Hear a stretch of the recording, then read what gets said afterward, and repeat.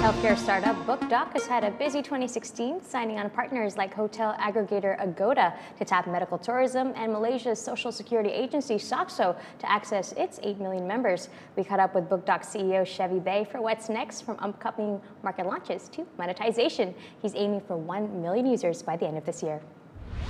So right now, our workforce, last we speak now, we're about like 40 people. So across 4 countries, Malaysia, Singapore, Hong Kong, and Thailand, but mainly Malaysia is still the headquarters. So everything is still done like in Malaysia, but Singapore, Hong Kong, and Thailand is more like the business development and the sales and marketing. And Chevy, you're an ambitious guy. What other markets are on your radar? So we are launching another few more platforms or new features within the BookDoc app, which we're actually opening up to the end user. So we're actually gamifying. So I can't talk too much about it right now, but we are tying up with all the global partners where once we launch within 2 months, we should be in 10 countries. So we're looking at Indonesia, Philippines, China, Vietnam, Myanmar, and even Cambodia. So quite a fair bit of countries, yeah. What are you doing to stay ahead of competitors? So we have to keep innovating. Definitely, like what we have done within 8 months, the company is established now.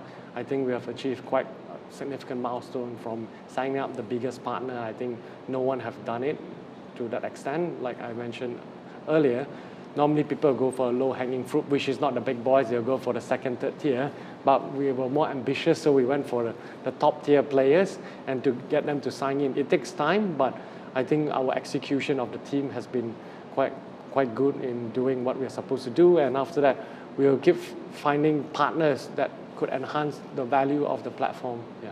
So you began this journey with B2B and you're eyeing B2C now, and SOCSO as part of that game plan. So what's the strategy here? So like SOCSO is also like we have 8 million active users, right? So everyone that contributes is basically the social security of Malaysia, right?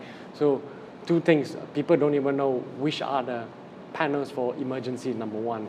People above 40-year-old don't know which are the panels for health screening, which the government already allocated a budget. So for women, they are even more generous, where they also cover the mammogram services, right? So within our platform now, they know who are the nearest, they can even book online. So it really facilitate and improve access to care. And like we said, we integrated everything within the app to make it very seamless. And how are you monetizing these partnerships? What kind of profit sharing, or what's the model here?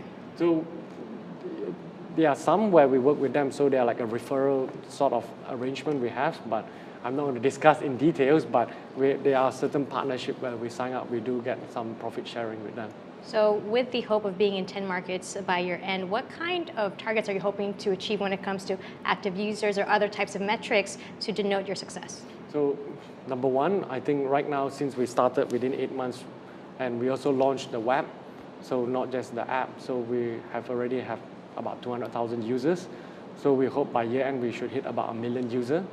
But on the P&L side, you asked me, I think so we are launching another 2 to 3 more new features within the app, which we will monetize in a big way.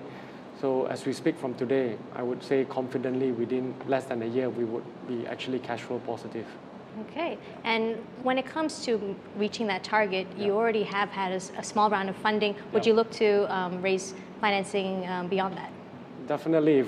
It depends how fast we want to go. If you want to go at steady state, I think based on the current cash flow, based on the revenue coming in, we don't really need to fundraise. But if you want to grow at a faster speed, definitely we need to load up our guns to start shooting. So definitely we will look for more funding if you want to grow at a faster speed versus what we're growing right now. Okay, the speed that you're going at, what kind of lessons have you learned that you're going to take into the next year to say, okay, no more of that?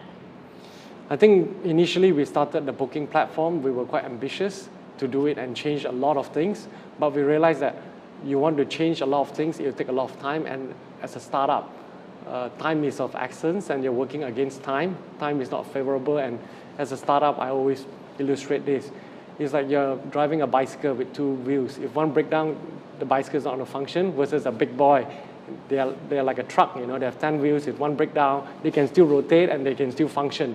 So we have to spend all our resources carefully, not just do it just to do it. So we have to sort of stretch our dollar and be very effective in what we're doing.